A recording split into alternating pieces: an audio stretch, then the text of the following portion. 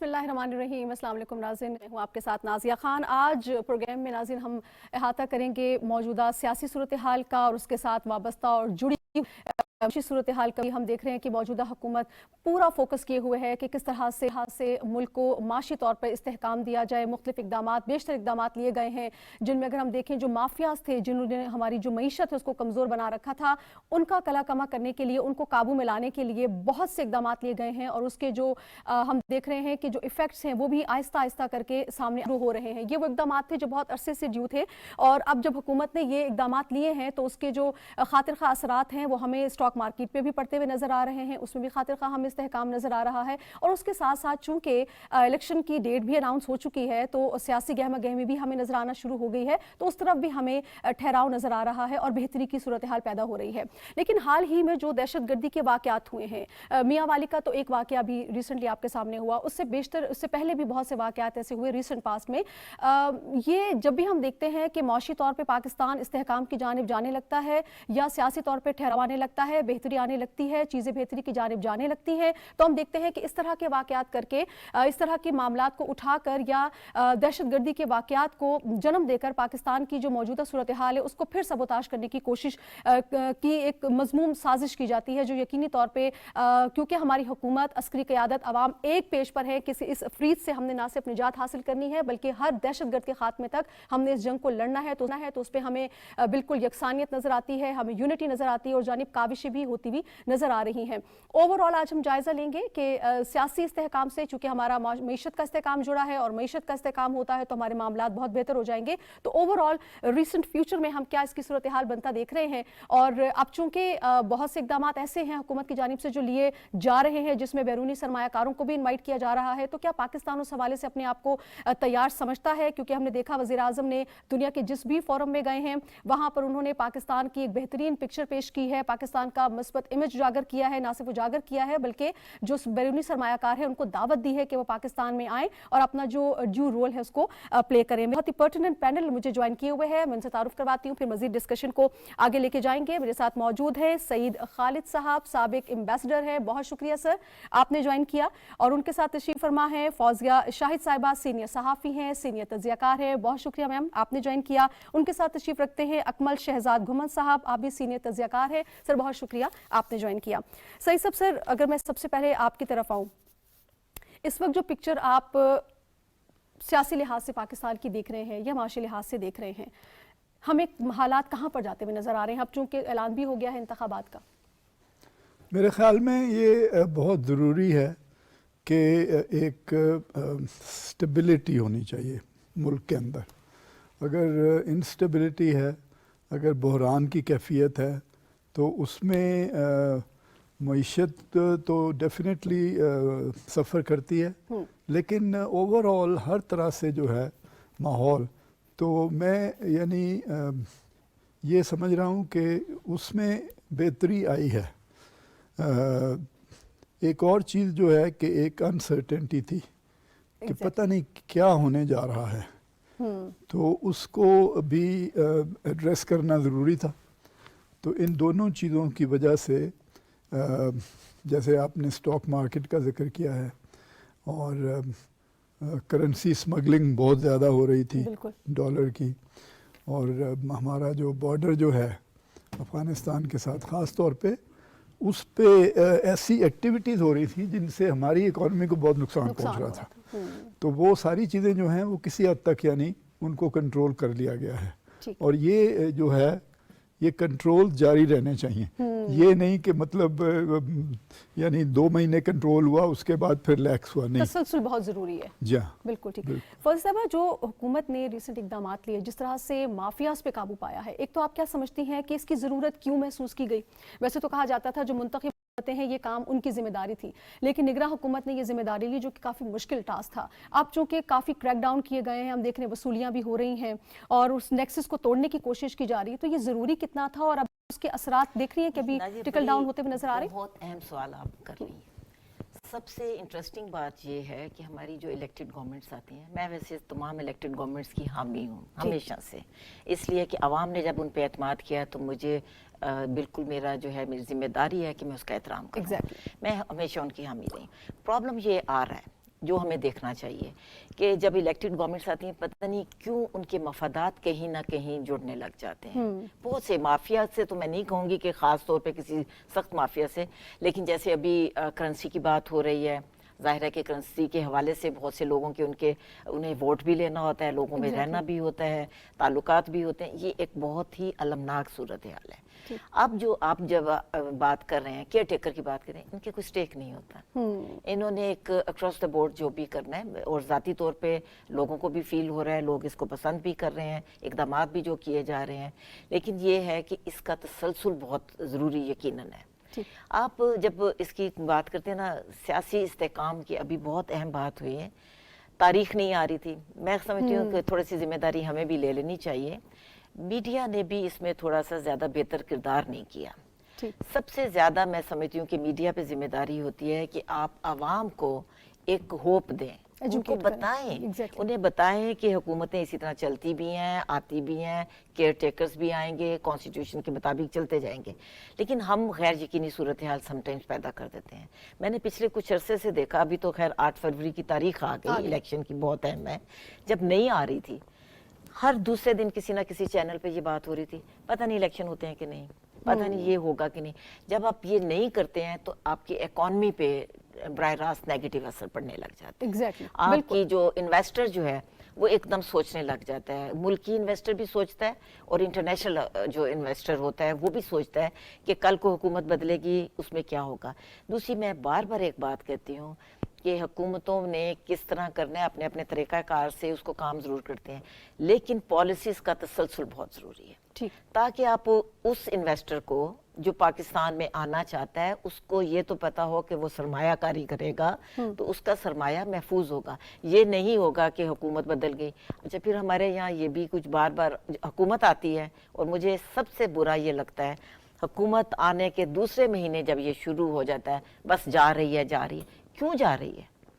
تو یہ جو چیزیں غیر یقینی صورتحال پیدا کرتی ہیں، ہمیں ان کو ایڈریس کرنے کی ضرورت ہے. میں بہت سختی سے اس پہ بات کرتی ہوں کہ دیکھیں، حکومت آئی ہے 5 سال کے لیے.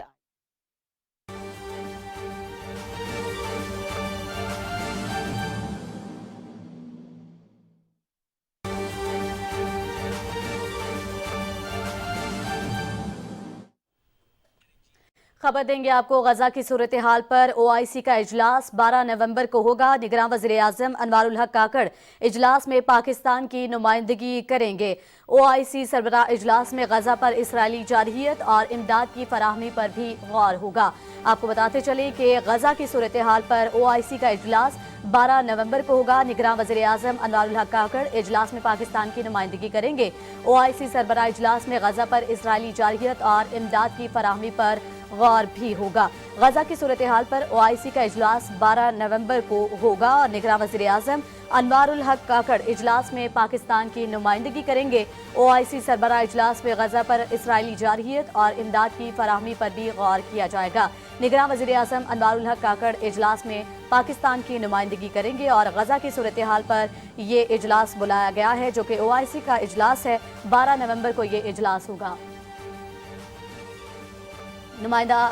ہمارے نمائندے ذیشان بھٹی ہمارے ساتھ موجود ہیں، ان سے مزید تفصیلات جانیں گے. جی ذیشان، آگاہ کیجیے گا. جی، OIC کا ہنگامی سربراہ اجلاس 12 نومبر کو سعودی عرب میں منعقد ہوگا اور سعودی عرب کی درخواست پر یہ اجلاس جو ہے وہ طلب کیا گیا ہے. اور ترجمان دفتر خارجہ کے مطابق نگراں وزیر اعظم انوار الحق کاکڑ 12 نومبر کو ہونے والے اس اجلاس میں شرکت کریں گے. چونکہ یہ ہنگامی طور پہ جو اجلاس ہونے جا رہا ہے یہ سربراہان مملکت سطح کا اجلاس ہے، اس لیے جو رکن ممالک ہیں OIC کے، ان کے سربراہان اس اجلاس میں شرکت کریں گے. اس کے علاوہ OIC کانٹیکٹ گروپ جو ہے فلسطین خصوصی طور پر وہ بھی اس اجلاس میں شریک ہوگا. اور OIC کے اس ہنگامی اجلاس میں مسلم ممالک فلسطینیوں اور بالخصوص جو غزہ کے خلاف اسرائیلی جارحیت ہے اس پر مشترکہ موقف اختیار کریں گے.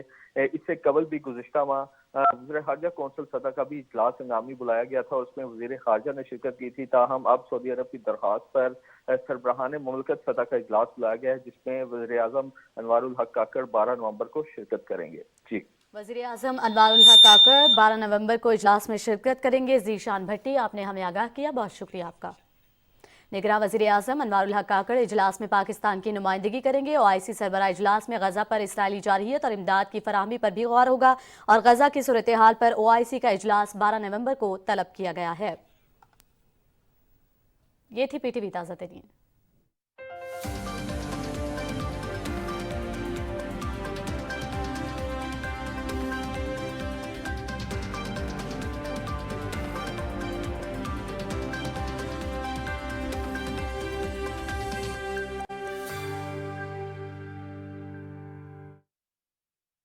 ये जो चीज़ें हैं ये आपको सियासी हुकूमतों को भी नुकसान देती हैं। अभी सबको पता है कि ये जो केयर टेकर है इसने इतनी मुद्दत करनी है, वो इत्मीनान से बैठे हैं। उन्हें पता है कि उन्होंने 8 फरवरी को जो इलेक्शन कराने हैं उसके बाद उन्होंने चला जाना है या इतनी मुद्दत बारहा वज़ीर आज़म कह तो चुके। वहाँ ज़रूरत नहीं है कि आप ये कहें कि बस जा रही है। सो ये भी असरात जो हैं इस वजह से भी पड़ते हैं। बिल्कुल सही बहरहाल कह रही हैं। मेरा ख्याल है कि सिर्फ इस मुल्क के बारे में सोचना चाहिए, सिर्फ इसके इस्तेकाम, इसके चाहे वो आप पॉलिटिकल इस्तेकाम की बात करें, मैं तो जो अवामी इस्तेकाम होता है आपस में जुड़त का होता है मैं उसको बहुत अहमियत देती हूँ। पॉजिटिव होना चाहिए बेसिकली, इब्तिदा तो करें ना कम से कम अच्छा सोचने की। बिल्कुल ठीक। अकमल साहब ये क्या वजह है, हम अक्सर तरक्की याफ्ता ममालिक को बड़ी उस नज़र से देखते हैं और अप्रिशिएट भी करते हैं, लेकिन हम ये क्यों नहीं देखते कि उनकी जो सियासी मामलात हैं वो उनकी मईशत के साथ डायरेक्ट जुड़े नहीं होते, उनकी जो पॉलिसीज़ हैं उसमें हम तसलसल देखते हैं और वो इस मामले को दूसरे मामले से अलग रखते हैं। लेकिन यहाँ हमारे यहाँ जैसे ही कोई सियासी तौर पे कोई बेचैनी होती है हम देखते हैं फौरन हमारी मईशत पे उसके असरात होते हैं। हम इन दोनों रास्तों को जुदा क्यों नहीं कर लेते, क्या इसमें परेशानी क्या है, मसला क्या है? नाज़िया साहब, एक बात तो ये है कि जो जमहूरियत है या जो मुआशरों का तसलसल है ये किसी एक दिन का काम या एक दिन का नतीजा नहीं होता, ये एक लंबा प्रोसेस होता है। तो अगर उसको अपना ड्यू टाइम दिया जाए और थोड़ा सब्र और थोड़े एतमाद के साथ उसको फलने फूलने दिया जाए तो यकीनन उसके नताइज भी बेहतर आते हैं। आपने मगरबी मुमालिक की बात की तो या वेस्टर्न डेमोक्रेसीज़ की बात की तो वहाँ ये है कि वो हमसे ज़्यादा बुरे हालात से गुजरे हैं और लेकिन ये कि उन्होंने वक्त के साथ सीख लिया। आप ये देखें, आप जर्मनी की मिसाल लें, आप जापान की मिसाल लें, आप अमेरिका की मिसाल लें या आप यूरोप की मिसाल लें, तो वहाँ हमारे यहाँ से बहुत ज़्यादा बुरे हालात रहे, लेकिन उन्होंने अपनी तारीख से सबक सीखा और वो एक उस रास्ते पे आ गए जो उनको तरक्की की तरफ और अपनी गलतियों से सीखने की तरफ लेके गया और उन्होंने अपनी गलतियों से सीखा।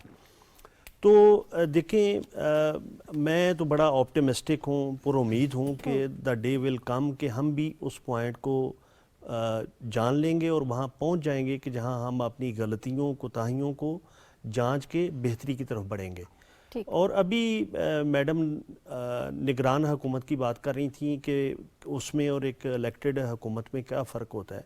यकीनन देखें कि निगरानों का काम ही ये है कि वो इस प्रोसेस को, निगरानी का अमल जो है वो और जो फरीज़ा है उसको निभाएं।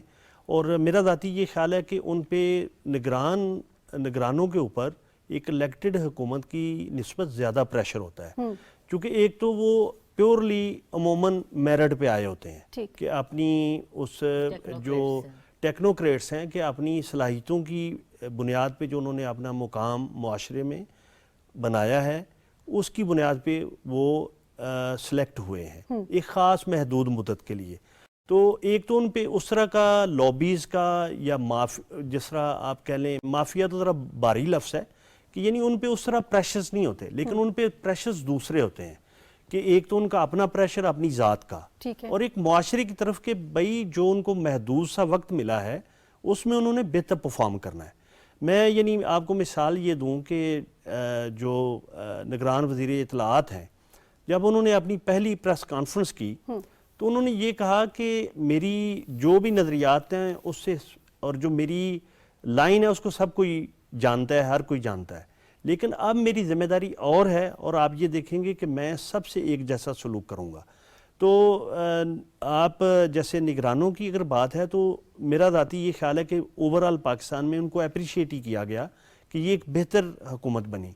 तो अब चूँकि इलेक्शन अनाउंस हो गए हैं तो उससे स्टेबिलिटी भी आई है, जैसे कि आज स्टॉक मार्केट की आप देखें कि उनकी पोजीशन बेहतर है।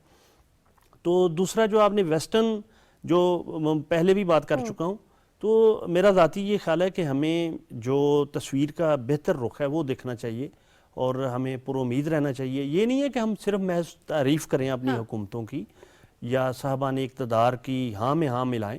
ہاں جو کام غلط ہوں، اور غلطیاں انسانوں سے ہوتی ہیں، تو ان غلطیوں سے سیکھتے بھی جائیں اور وقت کے ساتھ ساتھ ذمہ انشاءاللہ داری اپنی اٹھانی چاہیے، ذمہ داری بالکل. اپنا بالکل ٹھیک. اچھا سعید صاحب، ایک تو اوور آل ہم دیکھتے ہیں سوشل میڈیا کا دور ہے، لیکن مسئلہ یہ ہے کہ سوشل میڈیا پہ چونکہ کوئی چیک اینڈ بیلنس نہیں ہے، تو جس کا جو دل آتا ہے وہ اپنی طرف سے ایک بات کر دیتا ہے، اور پھر ہم دیکھتے ہیں اس کا امپیکٹ بھی فوری آنا شروع ہو جاتا ہے.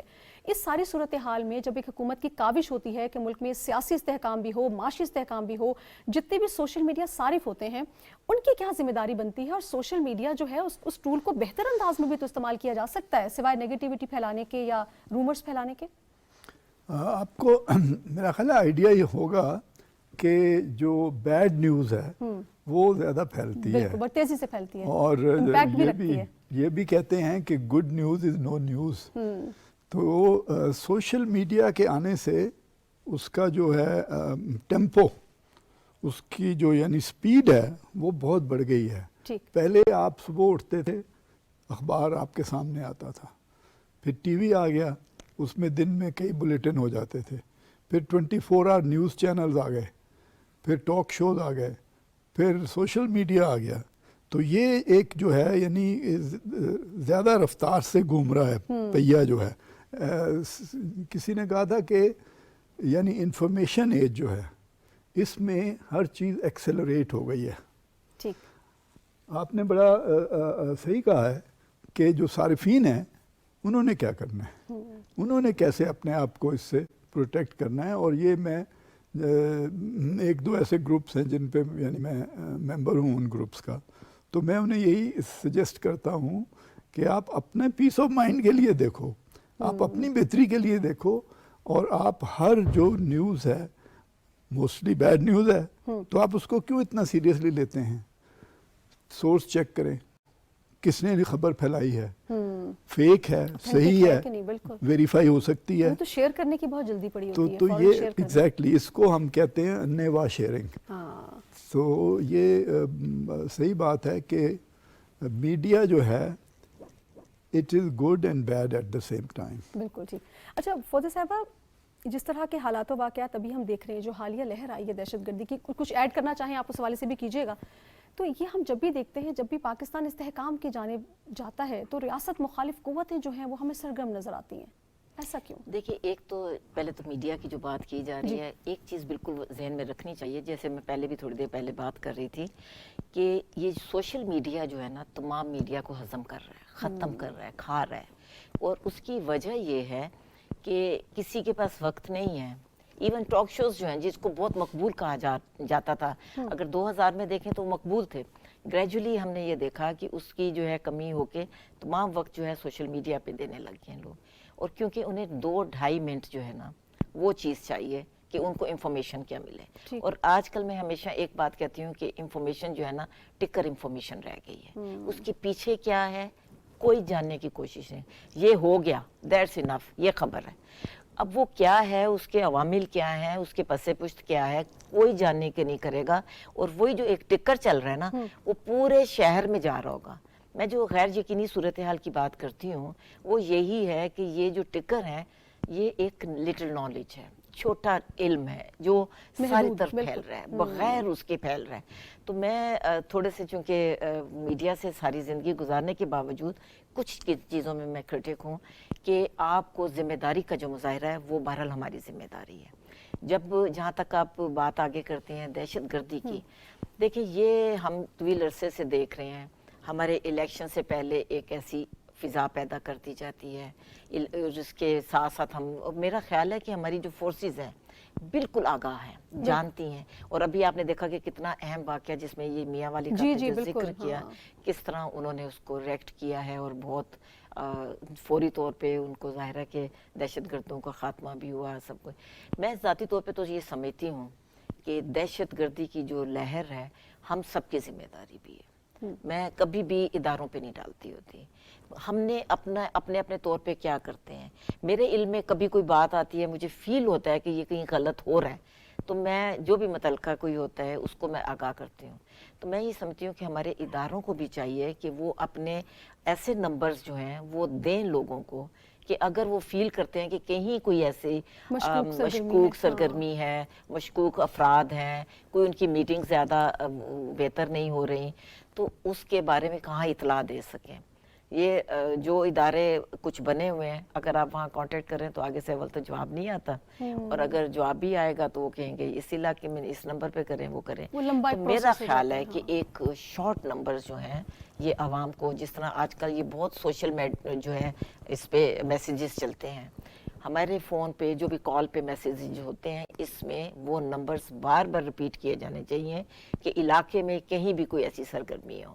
ابھی کچھ عرصہ پہلے آپ نے دیکھا کہ 31 تک افغان جو مہاجرین, وہ افغان لوگوں کے بارے میں, یا sorry not the Afghan but سارے تارکین تھے جو یہاں بات ہے, غیر وہ طور کیا کہنا چاہیے قانونی طور پہ جو تھے.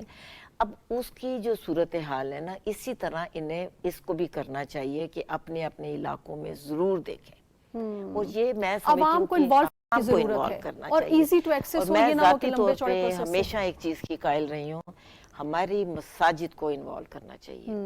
ہر 3-4 مسجد ہیں, اور مسجد کا کام جو ہے نماز کے علاوہ ایک سوشل سروس بڑا اسٹرانگ امپیکٹ بھی وہ رکھتی ہے, بہت امپیکٹ ہوتا ہے. نہیں, سوشل سروس فراہم کرنی چاہیے, یہ ادارہ ہے نا, یہ بھی ایک بہت اہم ہے. تو اس کا استعمال تھوڑا سا ٹھیک طرح کیا جانا چاہیے. وہاں سے اس قسم کی چیزیں ہونی چاہیے, ان کو بھی کرنا چاہیے. وہاں سے نیگیٹو چیزیں تو ہم نے کئی دفعہ سنی جس کی وجہ سے مطلب کچھ ایسے واقعات ہو گئے, لیکن وہ بھی ہونا چاہیے کہ سوشل اس کی ایکٹیویٹی بڑا اسٹرانگ میڈیم ہے, اور اس کو یوٹیلائز کر کے بہت کچھ حاصل کیا جا سکتا ہے. بالکل ٹھیک. اکمل صاحب, پاکستان کا سیاسی اور معاشی استحکام یقینی طور پہ وہ عوام کے لیے اور ہمارے لوگوں کے لیے تو بہت اچھا ہے, لیکن کچھ ہمارے پڑوسی ایسے ہیں جو کہ بالکل بھی ہضم نہیں کر پاتے ہیں. خاص طور پہ جب یہ مہاجرین کے انخلا والا معاملہ ہوا, گو کہ حکومت نے ہر وقت ہر جگہ پر یہ انفارم کیا, لوگوں کو بارہا کہا ہر پلیٹ فارم سے کہ صرف یہ افغان مہاجرین نہیں ہیں بلکہ جو بھی غیر قانونی طور پر ہے ان سب کو واپس جانا ہے اور اپنے ڈاکیومنٹس بنائیں, لیگل طریقے سے واپس آئیں. اس میں حرج کیا ہے, اس میں مشکل کیا ہے, پوری دنیا میں یہی قانون ہے. اس کو بھی پولیٹیسائز کرنے کی, اس کو بھی یوز کرنے کی اور کیش کرنے کی کوشش کی گئی, جو کہ بھارت کی جانب سے کی گئی. ہم نے دیکھا افغانستان کو کس طرح سے انہوں نے استعمال کرنے کی کوشش کی اور اس پہ ہیوی فنڈنگ بھی کی گئی. اس طرح کے ایلیمنٹ سے ہمیں کتنا چوکنا رہنے کی ضرورت ہے, اور ہماری اسٹریٹجی کیا ہونی چاہیے کہ یہ لوگ ہماری جو پیسفل انوائرمنٹ ہے اس میں مداخلت سے باز رہیں؟ نازیہ صاحب, آپ کا بڑا اہم سوال ہے, اور میرا ذاتی یہ خیال ہے کہ جو ہماری حکومت اور سیکورٹی ادارے ہیں وہ بڑے اچھے طریقے سے اس سے نپٹ بھی رہے ہیں. جہاں تک یہ بات ہے جی کہ ہمارے دشمن اس کو کس طرح استعمال کرتے ہیں, تو آپ کو اپنے دشمن سے تو کبھی بھی خیر کی توقع نہیں کرنی چاہیے. تو اس میں یہ ہے کہ بڑی حد تک حکومت اس میں کامیاب رہی ہے کہ یہ میسیجنگ کرنے میں کہ یہ کسی کے خلاف نہیں ہے, جس طرح کہ آپ نے اپنے سوال میں بھی ذکر کیا کہ یہ کسی کے خلاف نہیں ہے. دنیا بھر میں قوانین ہیں ملکوں میں رہنے کے اور وہاں آنے اور جانے کے, تو اگر آپ ان کو فالو کریں وہ ان افراد کے لیے بھی بہتر ہوتا ہے جو وہاں رہتے ہیں. ہم بھی اگر کسی ملک میں جائیں تو ہمارے لیے بھی وہی قانون ہے, اور وہ سارے قوانین جو ہیں وہ دوسرے لوگوں کے لیے ہمارے ملک میں بھی لاگو ہونے چاہیے. دوسری بات یہ ہے کہ پاکستان نے جس طریقے سے اپنے افغان بھائیوں کی آؤ بھگت کی اور ان کے ساتھ کھڑا رہا, اور ان لوگوں نے بھی یہاں محنت کی, کام کیا, اور ایک ہمارے تو ان ke ساتھ مذہبی اعتبار سے اور ہمسائے کے طور پہ بھی بہت گہرے روابط اور رشتے ہیں جن سے نہ وہ انکار کر سکتے ہیں نہ ہم انکار کر سکتے ہیں. تو وقتی طور پہ یہ دیکھیں کہ ہم نے 2 دہائیوں سے زیادہ عرصہ ان کو یہاں اپنے ملک میں مہمانوں کی طرح رکھا. تو چونکہ یہ بہت بڑی تبدیلی تھی, اگر اس کو میں سمجھتا ہوں کہ یہ بہت دلیرانہ فیصلہ ہے کہ اس کو ڈاکومنٹڈ کیا جائے اور قانونی بنایا جائے. جو بھی آئیں وہ رہیں, کیونکہ ہم نے کوئی بین تو کسی پہ بھی نہیں لگایا. تو اگر وہ ایک قانونی طریقے سے آمد و رفت کا سلسلہ بن جائے تو میرے خیال میں ان کے لیے بھی اچھا ہے جو تارکین وطن ہے, اور ہمارے لیے بھی اچھا ہے. تو اس میں کوئی کسی کے نہ خلاف ہے اور نہ کسی کو فیور کرنے والی بات ہے.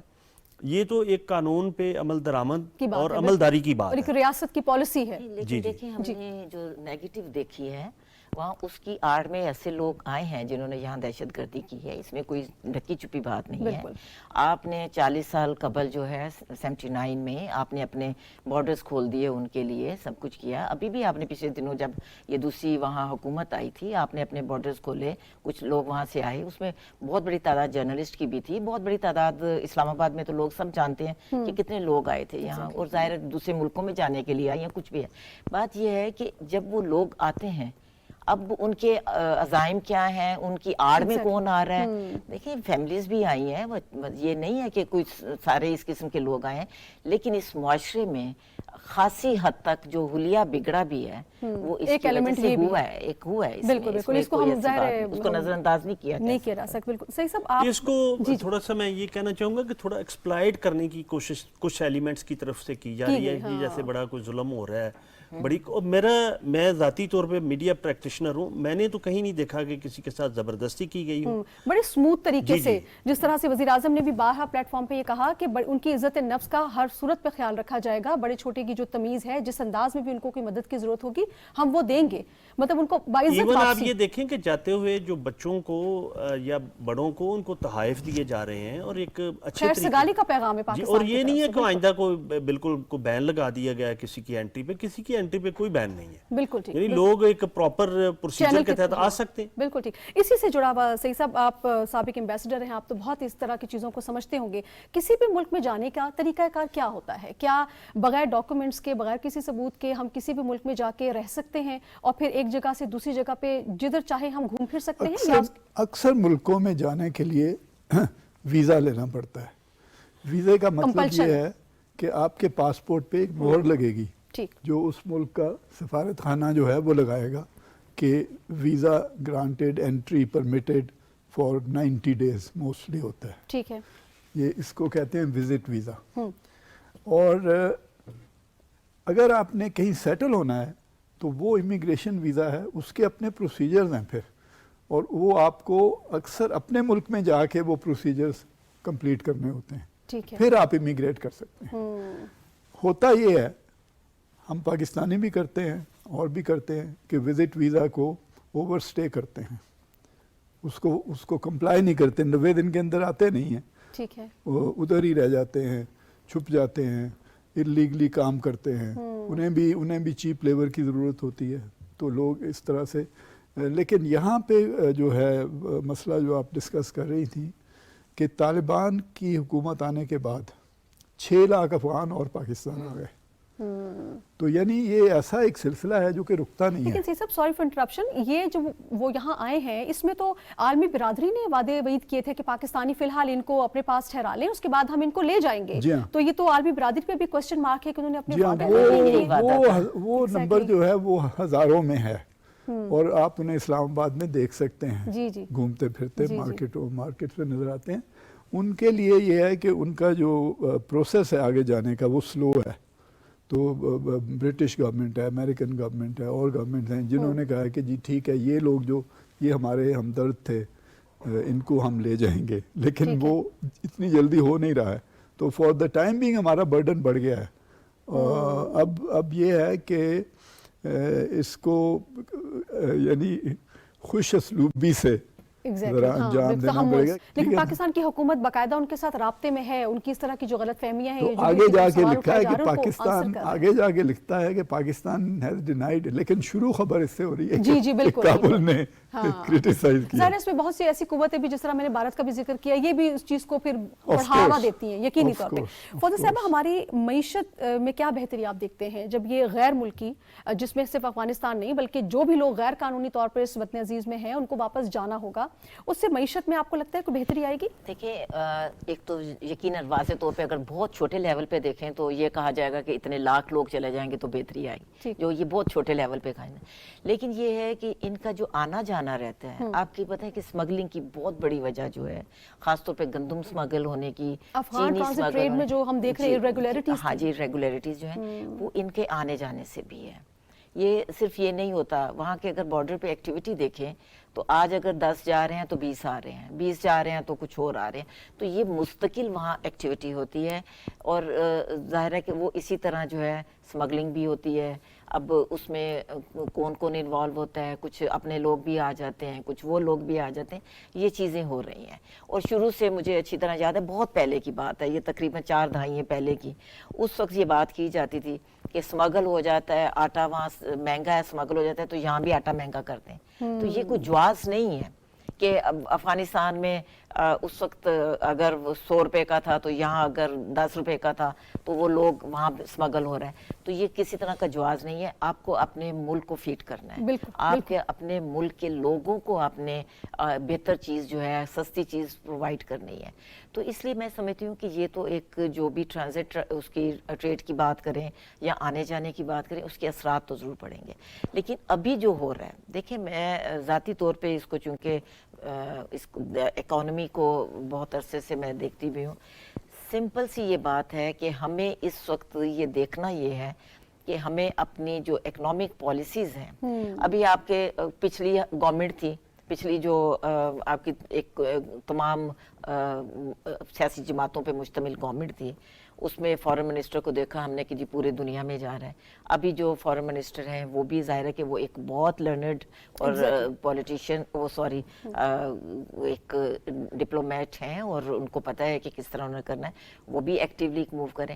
اگر آپ کا اس قسم کے حالات پیدا ہوتے ہیں جو دنیا سے آپ کٹ کے نہیں رہ سکتے، آپ دنیا کے اگر قریب چلے جاتے ہیں تو ان کو اطمینان دینا وہ آنے والی حکومتوں کو بھی دینا پڑے گا۔ ابھی ان کے جو مینیفیسٹو آئیں گے جو بھی سیاسی جماعتوں کے، ان کو اس پہ بہت توجہ دینی ہوگی، کیونکہ آپ کی اکانومی کی صورتحال اور عام شخص کی جو صورتحال ہے وہ زیادہ بہتر نہیں رہی۔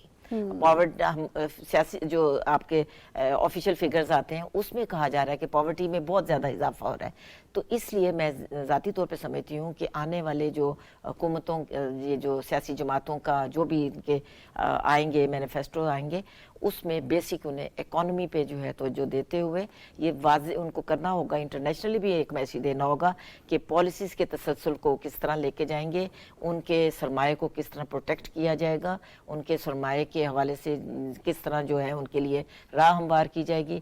میں تو ذاتی طور پہ ایک ہمیشہ بات کرتی ہوں، سرمایہ کار کو اور آپ کچھ بھی نہ کریں، آپ سرمایہ کار کو زمین مفت دیں، لینڈ مفت دیں۔ زمین سے وہ کچھ اٹھا کے تو نہیں لے کے جائیں گے نا، یہ سرکاری سطح پہ آپ کر سکتے ہیں، زمین دیں جہاں کہ وہ انڈسٹری لگائے۔ ابھی یہ ہو رہا ہے کہ وہ 4 کروڑ اس کے پاس ہیں، ساری وہ زمین خرید پہ لگا دیتے ہیں، آگے کچھ نہیں رہتا۔ یعنی کہ جو بیسک اصلاحات ہیں اس پہ کرنی پڑیں گی، بہت ضروری ہے۔ احمد صاحب، جو ابھی میڈم نے بھی اس طرح حوالے سے بات کی، جو نئی حکومت جو بھی آئے گی، آپ کیا سمجھتے ہیں کہ سیاسی لحاظ سے یا معاشی لحاظ سے کون سے بڑے بڑے چیلنجز ہیں جو ان کا انتظار کر رہے ہیں، اور اس پہ ان کو فل فور توجہ دینے کی ضرورت ہے؟ کیونکہ ابھی جو نگراں حکومت ہے، معاشی پالیسیز ہم دیکھ رہے ہیں، انہوں نے جیسے ہم نے مافیاز کے حوالے سے کیا کہ انہوں نے اس کے خلاف اقدامات اٹھائے ہیں، پھر یہ ریفیوجیز کو بھیجنے والا معاملہ، تو معیشت کی ڈائریکشن متعین کرنے میں پہل تو کر دی ہے، اب اس سے آگے بڑھ کر کیا کرنا ہوگا جو منتخب حکومت ہوگی؟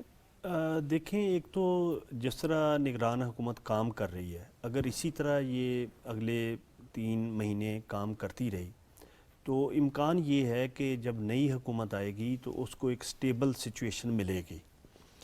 اس میں سب سے جو امپورٹنٹ بات وہ یہ ہے کہ جو امن امان کی صورتحال ہے، امن و امان کی صورتحال، اس کو تسلسل کی ضرورت ہوگی۔ اگر آپ کے ملک میں امن ہوگا تو انویسٹر بھی آئیں گے، وہ انڈسٹری بھی لگائیں گے، چونکہ اگر امن امان نہیں ہوگا تو جو بزنس مین ہے وہ اس طرف منہ نہیں کرتا، اور دوسرا یہ کہ جو عام کنزیومر ہے وہ بھی کنفیوژن کا اور بے یقینی کا شکار ہو جاتا ہے۔ تو جو سب سے بڑی امپورٹنٹ جو ہماری جو اسٹریٹجک پوزیشن ہے اس کو مد نظر رکھتے ہوئے ہمیں سب سے زیادہ اپنی اندرونی محاذ پہ اسٹیبلٹی کی طرف اور امن و امان کی طرف دھیان دینا ہوگا جو ہماری آئندہ آنے والی حکومت ہوگی۔ اور دوسری بات یہ ہے کہ کوئی ببل اکانومی کی طرف ہمیں نہیں جانا چاہیے، ہمیں ایسی اصلاحات اور ایسی پروگرامز کی طرف جانا ہوگا کہ جس میں ایک جو انویسٹر ہے، جو سرمایہ دار ہے، جو انڈسٹریلسٹ ہے، جو تاجر ہے، اس کے اندر بے یقینی کی صورتحال بالکل ختم ہو جائے، اس سے پتہ لگے کہ اگر میں آج 1 روپیہ لگا رہا ہوں تو میری جو انویسٹمنٹ ہے وہ محفوظ ہے اور مجھے اس سے پراپر جو ہے وہ منافع ملے گا. تو جب یہ سوچ ڈیولپ ہوگی تو نہ صرف عام لوگوں کو روزگار ملے گا اور عام لوگوں کو ضروریات زندگی جو ہیں ان میں ان کی قیمتوں میں کمی آئے گی اور لوگوں کو فراوانی کے ساتھ دستیاب ہوں گی. تو جو امن و امان کی صورتحال ہے اور جو سٹیبلٹی ہے اور جو اکانومی کی جو پالیسیز ہیں ان کا تسلسل ہے, ان تین چیزوں کا اگر کومبو بنایا جائے تو میرا ذاتی یہ خیال ہے کہ اکانومی میں بہتری کے جو روایتی منشور ہے اس سے ذرا باہر نکل کے تھوڑا کمفرٹ زون سے باہر آ کر نیک حکومت کو کام کرنا پڑے گا. ایک نادیہ صاحبہ اور بڑی امپورٹنٹ, جس طرح ابھی ہم تارکین وطن کے حوالے سے ہماری نگران حکومت نے یا ہمارے سیکیورٹی اداروں نے ایک پالیسی بنائی, یہ ایک مشکل فیصلہ تھا. جی بالکل. اور اگر اس طرح کے مشکل فیصلے ہم لیں, مشکل فیصلوں سے مطلب یہ نہیں ہے کہ ہم جان بوجھ کے ایسے فیصلے لیں جو کہ جن کی ضرورت نہ ہو, لیکن ایک یہ ہوتا ہے کہ وقت کی ضرورت ہو لیکن ہم وہ فیصلے نہ لیں, اور وقت پہ نہ لیا گیا فیصلہ آپ کو بہت بھاری پڑتا ہے. بالکل درست. وہ کوئی فرد ہو, کوئی معاشرہ ہو یا کوئی ملک ہو. ٹھیک ہے, ڈیسیجن پاور کا اسٹرانگ ہونا بہت ضروری ہے. ٹائم میرے پاس بالکل ختم ہو چکا ہے, لیکن صحیح صاحب جاتے ہوئے میں آپ سے یہ والی بات ضرور پوچھنا چاہوں گی کہ پاکستان کو اپنے سفارتی محاذ پہ کتنا متحرک ہونے کی ضرورت ہے. پاکستان کے پاس اندرونی چیلنجز بھی ہیں, بیرونی چیلنجز بھی ہیں, اور پاکستان کے جو کچھ پڑوسی ممالک ہیں وہ تو ہمیشہ طاق میں رہتے ہیں کہ کوئی موقع ملے اسے. پاکستان کو خارجہ پالیسی اسٹرانگ کرنے کی اور سفارتی محاذ پہ کتنا ایکٹیو ہونے کی ضرورت ہے؟ یہ ایسا سوال ہے جس کے اوپر پروگرام ہو سکتا ہے. بالکل صحیح. لیکن یہ سوال تھا, بلکہ میں آپ سے پوچھ لوں کہ آپ کیا سمجھتے ہیں اس وقت ہمیں اس فیکٹر پہ بھی کتنا کام کرنا ہے؟ اس میں تو کوئی یعنی دو رائے ہو ہی نہیں سکتی نا, کہ ایک کہتے ہیں کہ گلوبلائزڈ ورلڈ ہے, انٹر ڈیپینڈنٹ ورلڈ ہے, فری فلو آف انفارمیشن ہے, انفارمیشن ایج ہے. اس میں وہی وہ جو آئیڈیا ہے کہ سب کچھ ایکسلریٹ ہو رہا ہے تو آپ کو ڈپلومیٹک ایکشن بھی ایکسلریٹ کرنا پڑے گا, اس میں بھی اپنی ایکٹیویٹی بڑھانی پڑے گی. کیونکہ بھارت کا ہم دیکھتے ہیں کہ لابینگ بڑی اسٹرانگ ہے ڈفرینٹ ممالک کی. تو مجھے نا عجیب لگتا ہے جب اخبار لکھتے ہیں کہ اتنے $1 ملین وزٹ پہ خرچ ہو گئے. بھئی خرچ تو ہوگا, اگر آپ جائیں گے تو خرچ مفت میں تو نہیں ہو سکتا معاملہ. So human resources material resources دونوں کی ضرورت ہے اس میں ایکٹیو ہونے کے لیے. بالکل ٹھیک. بہت شکریہ سید خالد صاحب سر آپ کا, فوزیہ شاہ صاحبہ میں آپ کا بہت شکریہ, اکمل شہزاد گھمن صاحب سر آپ کا بہت شکریہ. ناظرین آپ نے پروگرام دیکھا, آپ کا بہت شکریہ. یقینی طور پہ حکومت وقت جو بھی فیصلے لیتی ہے وہ اپنی آئین, قانون اور ریاست کے مفاد میں لیتی ہے, لیکن ضرورت اس امر کی ہے کہ عوام بھی شانہ بشانہ کھڑے ہوں اور جو چیز غلط ہے صرف اس پہ تنقید کی جائے. تنقید برائے تنقید کا جو ایک ٹرینڈ ہے اس سے گریز کیا جائے, کیونکہ یہ بھی ہماری جو سیاسی استحکام ہے اس کو بھی متاثر کرتا ہے. جو معیشت کی جانب جو درست قدم ہے ان کو نہ صرف روکتا ہے بلکہ شک و شبہات کا بھی